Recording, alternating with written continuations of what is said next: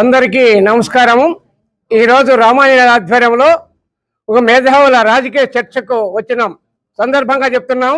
ఈ రాష్ట్రంలో 139 కులాల బీసీ కులాలను అన్ని విధాలుగా అణిచివేస్తున్న రెండు రాజకీయ పార్టీలకు నేను సవాల్ ఇస్తున్నా. మీరు 3% లేని వాళ్ళు 30 మంది, 4% ఉన్న వాళ్ళు 40-50 మంది ఎమ్మెల్యేలు అయితే మా వాళ్ళందరూ ఓట్లేసేకే పుట్టారా? మీకు కనీసం 139 కులాలకు కులానికి ఒక్క సీటు కూడా మీరు ఇవ్వకుండా మమ్మల్ని దగా చేస్తున్నారు. కాబట్టి ఈ 139 కులాలు ముఖ్యంగా బీసీలలో చైతన్యం రావాలి.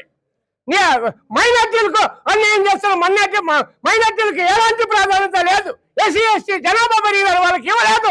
మీరు అధికారాన్ని అడ్డుపెట్టుకుని రాష్ట్రాన్ని దోపిడీ చేస్తుంటే ఊరికే ఉండే పరిస్థితులు లేవు.